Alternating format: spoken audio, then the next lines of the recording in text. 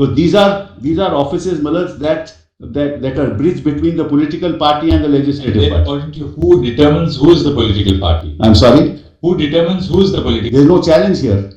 No, I mean ultimately who is entrusted with the authority to decide? They have to have a split in the party first. Otherwise, how do you determine under the 10th schedule? If there's a contest on who represents the political party, who will decide? There's no contest, Malaj. This is not their case. Malaj, please appreciate.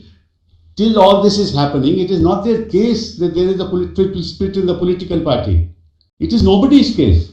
No, They say they are the Shiv Sena. Facts here, but who will then have the authority to decide who is the political party? That's right. Now you go, what you do is call a meeting of the political party. Supposing, Malaj, let's forget about the 10th schedule.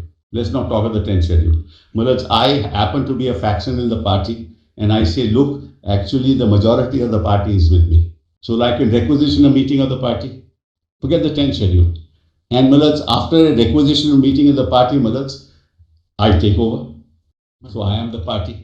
By majority, I take over. Against you. And that's nothing to do with the 10th schedule. I'm not talking about the 10th. I'm sorry. Test as they have said. Sorry? The test in Sadiq Ali. Test in Sadiq Ali is nothing to do with this issue, Malaj. That's not. I'm not talking of the 10th schedule now. I'm talking generally how a faction in a party can take over the party. Forget the 10th schedule. Now let's forget that 1985 10th schedule was not there. Then also this question would arise. But this question would arise only if there is a division in the legislative party. Dehors the 10th schedule. I hope, Malaj, I made myself clear. Dehors the 10th schedule, this question can arise. That people in the legislative party can say that, look, we don't agree with your policies. Let's call a meeting of the party, right? In that meeting, Malaj, they feel that they are a faction who are entitled, Malaj, to the symbol of the party. They want to set up a separate party, right? They can go and say that we, the legislators, along with the organizational structure, are the party, separate party. Give us the symbol. We are the majority. Forget the 10th schedule. It can happen even out, but that can only happen if there's a split in the legislative party. Correct, Malaj? It can only happen then. Otherwise, it's a normal procedure of taking over the presidency of the party.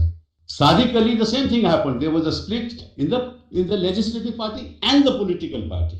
And in Sadiq Ali, they said that, look, as far as the organizational structure is concerned, on both issues, they are entitled to, the other side is entitled to the symbol. That's fine. No issue. Here, Mothers, this split should have happened on the 21st of June. There's nobody's case in the political party. Why? Because para 15 of the 10th schedule says that if there are two factions, and the symbols order says, if there are two factions resulting from a split in the political party, then the question of symbol will arise. Right, Malaj? It is nobody's case here. They say they are the Shiv Sena. Why? Because they are 40. So how does a majority on the legislative assembly become the Shiv Sena?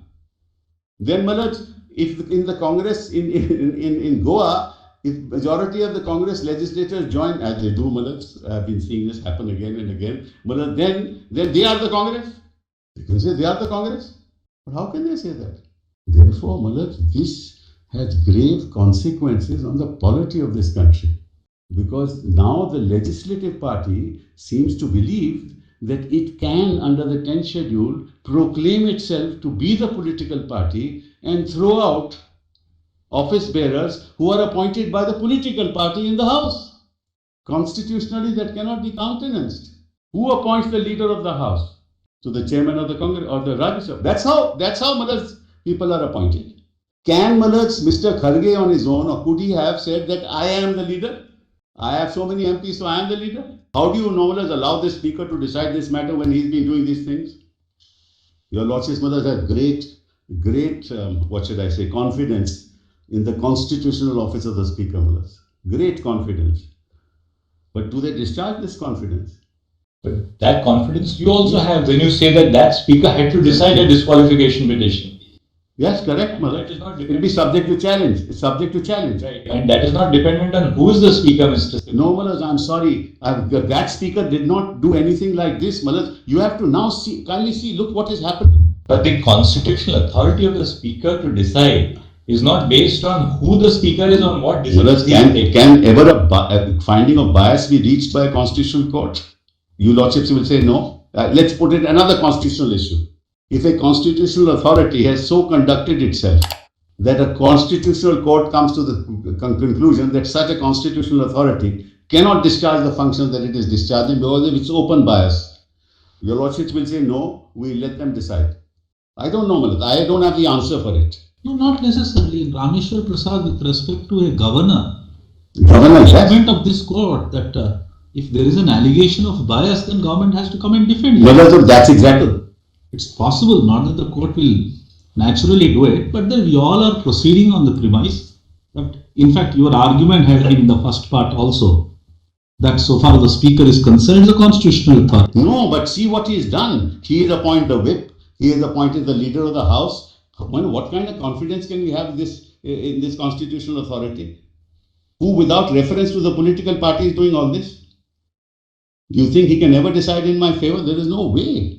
Then you have a first speaker that defiance of the legislative rules gives 2 days notice. I'm sorry. No, that is In defiance of the legislative rules gives 2 days notice. What is all that your lordship. Yeah, all this is the way everybody is behaving. That's correct. So what do we do, Manoj? Your lordship will then have to. There are two options. Either you debunk the authority of the speaker, or you say I said that on day one. Ultimately, irrespective of what lesser mortals decide, ultimately, in a democracy, you value the office of the institution. Then that 27th order should not. If we say Correct. Then the 27th order should not have been passed. Denigrating constitutional officers, including the office of the speaker. No, they are denigrating themselves. It's a. They are denigrating themselves. We are not denigrating. No, Mr. Sibal, there's some problem. It's a race to the bottom there. Yes, we have. We have to start Muller's what to do. But the problem is, Muller, the problem is very serious. Therefore, it is they are the legislators, parliamentarians who have decided upon the speaker to be the tribunal for 10th schedule. It is parliamentarians' decision. I agree. 10th schedule. So therefore, court is only interpreting that. Fine, well, then we must go back to 27th. Take us anywhere, Mr. Sibal. The difficulty, repeatedly you say, at one stage, it poses a very big problem for the court. Yes. On the one hand, if the speaker is with you, you would say that it's a constitutional authority. What's wrong with the speaker? If you have some difficulty, you would say, you means not you. You would say, look at the way the speakers have behaved. So therefore, for us, as long as the constitution bench judgment is there, we will go by the fact I agree. that the speaker is the tribunal and he is the presiding officer for 10th schedule. Right. And we will not go back the decision. That's the final decision so far as we are concerned. Fine. That's I don't want to say anything contrary to that, except that on that logic, the 27th order could not have been passed. Then we come back to that. And that's what led to where we are today. And again, it's merely because one or two speakers have gone astray. Would the court be inclined to debunk the whole procedure as laid down and the 10th schedule? No, my intention is not that. I'm just telling your lordships what has been happening. So it's a conundrum. Yes, it's a conundrum. It's a constitutional conundrum, but your lordships will one day have to sort it out. Sorry for another question. Every time this question is raised before the court, I would want to ask you, how many times did the parliamentarians raise this question in the parliament saying that let us actually amend the constitution, change the speaker? How many times the discussion took place in the parliament to review the conduct of the speaker? Why is that question raised before the court, which is not the forum for consideration? How many times the parties have sat down together and decided that this is not working? Once the Coqueto Holohan was rendered, what would Parliament would say? Right. It only upheld the 10th schedule. It is you making the 10th schedule. No, the political party in power, wherever it is, wants to use the office of the speaker to do what they are doing. The political party would never like to change it. I'm not saying this person is good or that person is good. It's the institutional framework within which he functions, but is not consistent with his responsibilities as a tribunal. That's all that I'm saying. And now, the election commission says they are the Shiv Sena. Now we'll be further disqualified. Any meeting called, if we don't attend, then we are well, then it will be further problems. 22nd of September, a further request was made by the petitioner to the Commission for deferment of proceedings by 2 weeks till this court decides the question as to whether proceedings before the Commission should go on. And then 27 December, your Lordship's Maharaj dismissed the application. So that created another problem, Maharaj, because the Election Commission decided the matter, dehorsed, Maharaj, these pending proceedings, and on the basis of that majority in the Legislative Assembly has given them the symbol. Well, that very majority is subject of disqualification petition. So we have another problem. And we went to the Commission and said, please await the decision. The Supreme Court did not stay. It didn't stay the proceedings, but the Supreme Court did not say that you decide it on merits based on majority in the Legislative Assembly, because those disqualification petitions are pending. But he said, no, Supreme Court has said no stay, so I will decide the entire matter. That's the other problem that happened. Because I never thought your Lordships meant stay of proceedings only meant that you decide whatever the matter is, you hear the arguments, decide on law, on the submissions made, but they took it. The High Court also took it the same way. We went to the High Court also. They rejected it, saying your Lordships have said no stay. Therefore, the Commission can decide what it likes. And I told the Commission that, look, if supposing you give this symbol to them based on this majority and ultimately they are disqualified, then what happens to the symbol? Will we get back the symbol? So, Maharaj, you have another problem on our hands. Only your Lordships can decide this matter. We can only place the facts before you. You have to do something to be able to ensure that there is confidence in institutional frameworks in the system, in this country. That's my only concern.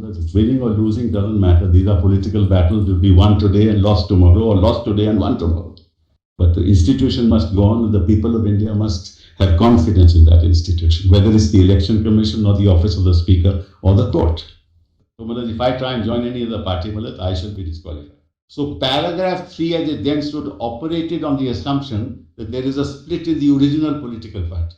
A split in the legislative party would not have been a defense, even if it is more than 1/3. There has to be a split in the original political party. Now, how does that split happen? Because he makes a claim, before all this happens, demonstrates in the claim that a split has occurred, calls for a meeting of the original political party, has a faction, has a resolution passed, breaks away, Maharaj, and then if he is 1/3, it's a defense. Even if he loses, Maharaj, in capturing the party. So the splinter group of that party can be a separate political party. He will, because he is 1/3 in the legislature, belong to that party, because that becomes his original political party. None of this has happened here. The quantum of the split, interestingly, was not defined in terms of numbers. So long as there is a split, the 1/3 is in relation to the group representing the legislative party. Yes, yes, I agree, Maharaj. So the whip is really a person who is authorized by the political party. That's correct. That's how it functions, Maharaj. That's how. Because the direction has to be given by the political party. You can't keep on giving a direction. It's a larger body. Yeah, that's right. So therefore, it delegates its power and it authorizes a person who will then give to a direction on which way to vote in the assembly. In matter when it came up before the Law Commission, it will be disastrous for democracy, disastrous for the country if the legislature party is allowed to act independent of the political party. So the actual whip, without, it says, or by any person or authority authorized by it in the I read that. Yes. So the party really nominates or authorizes a person. That's correct. And the act of defection lies in voting or abstaining from voting contrary to a direction given by the party or by that person. I want to ask myself, supposing there's a bill in Parliament, the legislative party on its own can't decide what the position will be. Right. It cannot. Naturally, but there have to be consultation with the party, because they are not living in a side, they are not acting as a separate entity. They are really the voice of the party in Parliament or the state legislature. That's correct. It's the political party. The genus is the party, they are the species. The political party which either sends the MLAs who, because of majority, form the government. Yes. Or they could even send members of Legislative Assembly who will be sitting in the opposition. That's correct. So nevertheless, the controlling factor has to be the political party. Yes. which will, through its MLS, operate either as Because they are there because of the party. Their mandate is the mandate of the party. That's correct. And therefore, how they function in the house is determined by the mandate which has brought them into the house. That's correct. Exactly, Madam. You have no, and I think that seems to be a fair understanding of the 10th schedule of that. 10th schedule has It has to be linked to it. Well, you have to maintain the integrity of the political party within the house, its programs, its views on reservation, its views on the 10th schedule, its views on foreign policy. Individual members of the legislature don't decide on foreign policy issues, the party decides.